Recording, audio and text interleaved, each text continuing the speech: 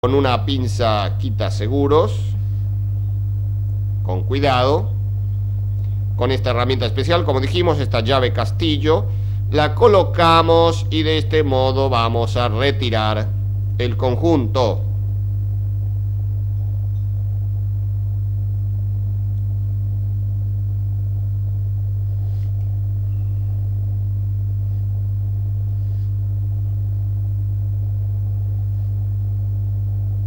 Retiramos. Y ahora comenzamos a quitar la placa de presión, que es esta que está aquí. Y luego vamos a ir quitando los discos uno por uno. Ya quitado los discos, quitamos el resto de los componentes. Aquí tenemos la arandela y por último el portadisco o canasta. Y aquí tenemos la selectora,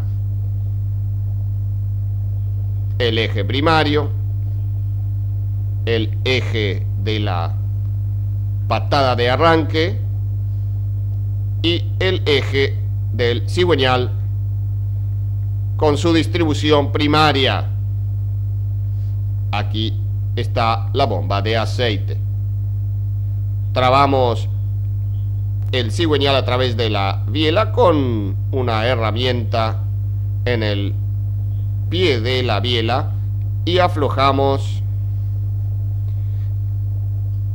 la tuerca que retiene el volante magnético. También se puede trabar este con una herramienta especial. Bueno, quitamos estos elementos y ahora colocamos el extractor correspondiente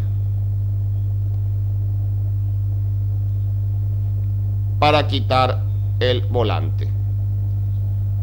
Este extractor es de rosca izquierda. Luego vamos a quitar el piñón de salida. Enroscamos el extractor.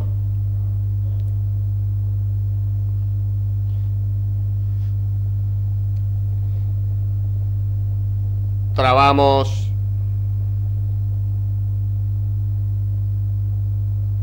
la biela o el cigüeñal a través de la biela.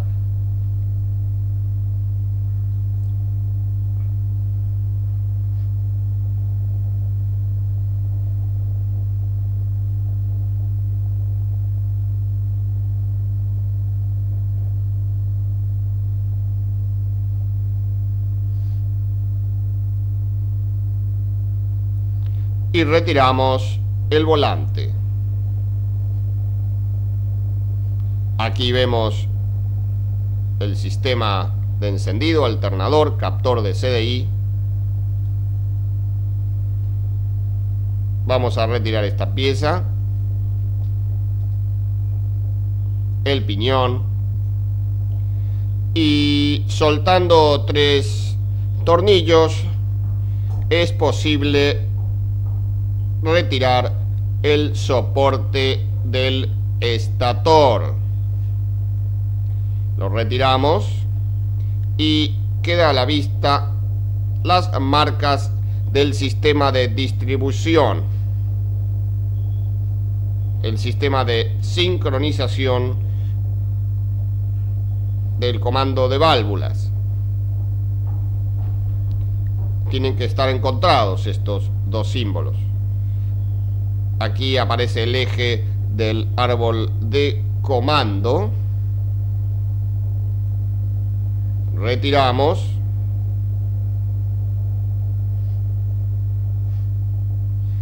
Y aquí retiramos el árbol de comando con su leva de actuación. Soltando los tornillos que rodean el cárter, será posible su abertura.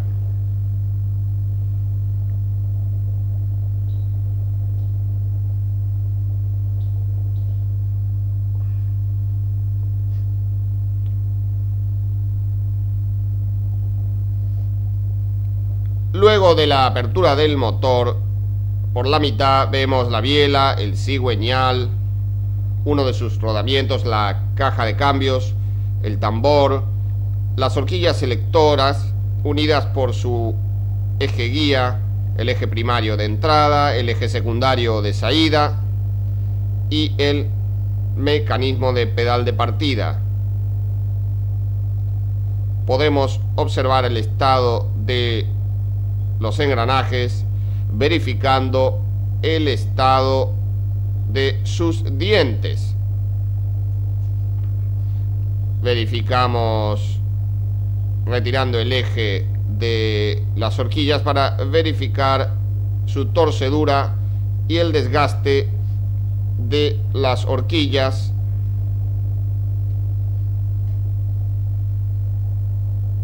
Quitamos el eje, quitamos las horquillas,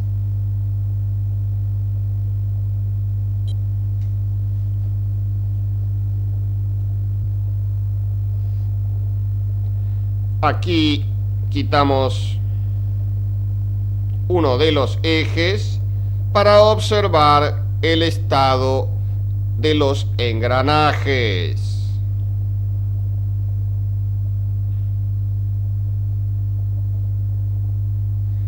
Vemos que los dientes no estén gastados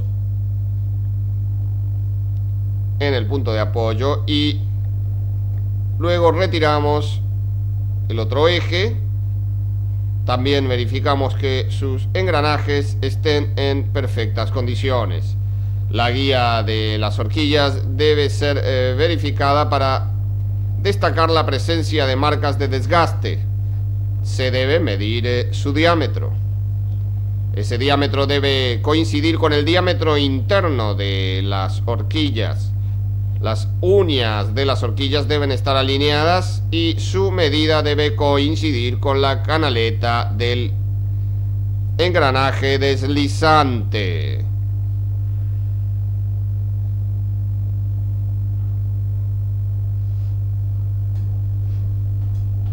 En el manual se encuentran los datos para verificar las mediciones obtenidas. Ya hemos hecho estas medidas en capítulo anterior. Observen el diámetro que coincida con el eje. Se debe medir el diámetro del pie de la biela y el huelgo lateral entre la biela y el cigüeñal. Puede ser utilizado un comparador para realizar esta medición. Luego, es bueno girar el conjunto para verificar si aparecen en el interior de las piezas desgastes, roces, friccionamiento.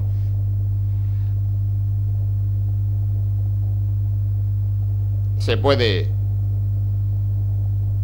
colocar un comparador aquí entre este punto apoyado en el cárter para realizar una medición más exacta.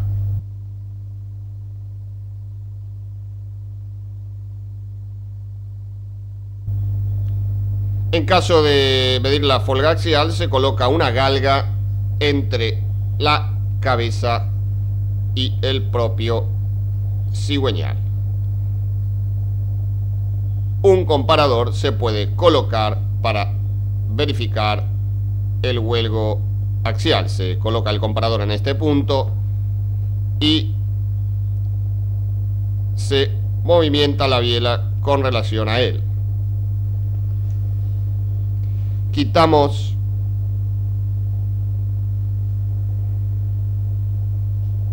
el engranaje de reducción. Aquí tenemos el cigüeñal.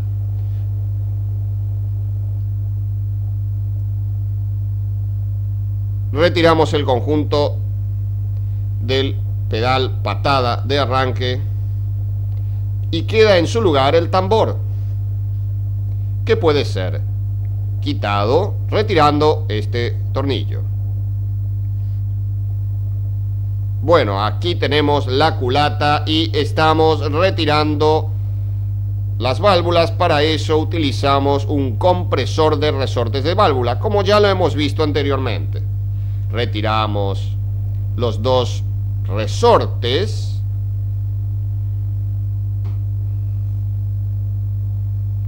Luego quitamos la válvula de escape y ahora la de admisión.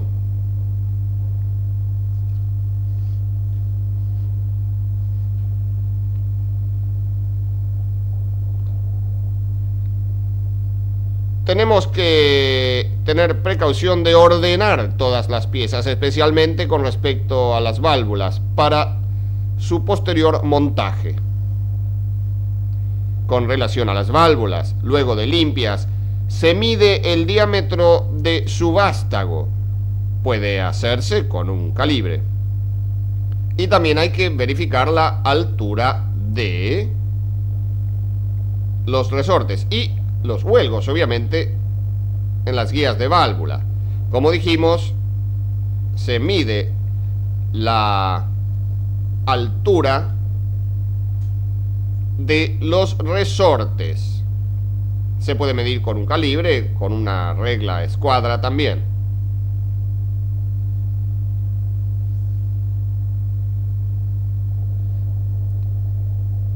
Ahora realizamos la instalación, que es el mismo procedimiento de manera opuesta. Hay que tener cuidado con este procedimiento. Luego de instalar los seguros, las válvulas, se golpea levemente con un martillo de plástico sobre la cabeza del vástago, de este modo, para que quede bien asentado. Aquí está lista la culata con las válvulas instaladas. Hay que recordar que las válvulas llevan retenes. En el kit de juntas y retenes existe el retén de la guía de válvulas. Es importante su instalación para evitar el quemado de aceite. Aquí presentamos una vista general del motor desmontado. Siempre es bueno ordenar las piezas para su posterior montaje. Con relación al soporte de balancines, es importante verificar si los orificios están libres de obstrucciones. Quitamos el tornillo traba del eje del balancín.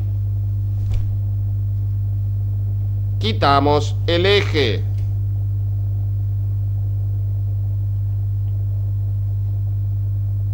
Observe el diámetro, hay que medirlo, del perno y el diámetro interno del balancín.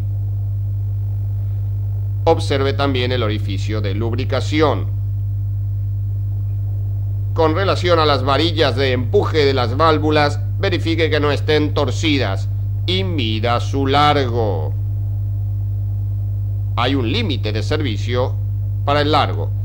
Con relación a la culata, es necesario verificar si el asiento, si la superficie está torcida, y se mide en 6 lugares de forma cruzada, colocando o tratando de colocar una lámina calibrada entre la regla y el asiento.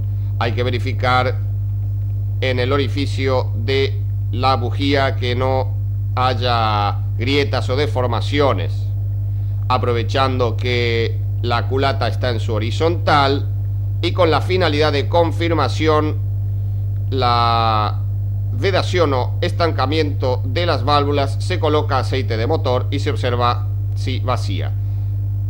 Con relación a la parte superior del cilindro, es bueno verificar que su sede esté en condiciones de recibir a la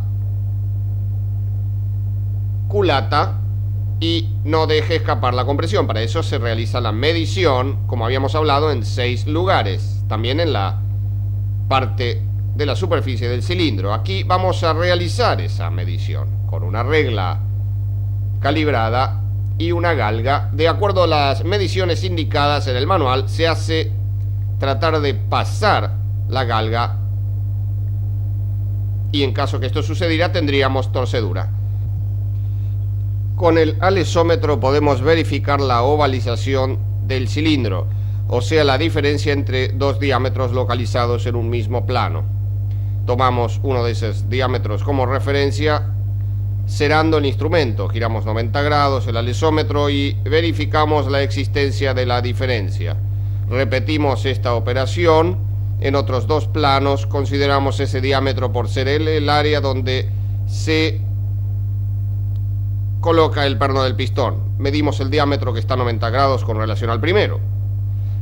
Usando un micrómetro medimos ese diámetro y verificamos la diferencia entre él y la pollera del pistón, lo que vamos a ver a continuación.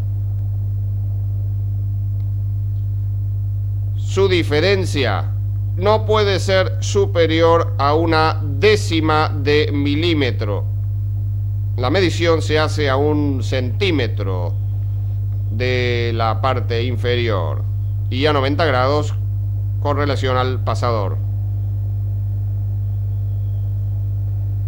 Colocamos el alesómetro tomando como referencia este diámetro. Verificamos que el puntero se deje de mover. Cuando quede estático, movemos el cuadrante de tal manera que el cero del instrumento quede en el puntero. Ese va a ser nuestro punto de referencia. Luego giramos 90 grados el cilindro y ahí tratamos de encontrar el punto en el que el puntero se deje de mover. Está desfasado una línea del cero, significa que la diferencia de diámetros es 1 centésima de milímetro. Hacemos la misma operación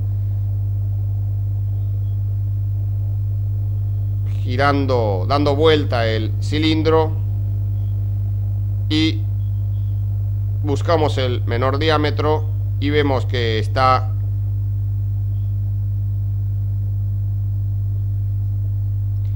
con una diferencia de 2 líneas,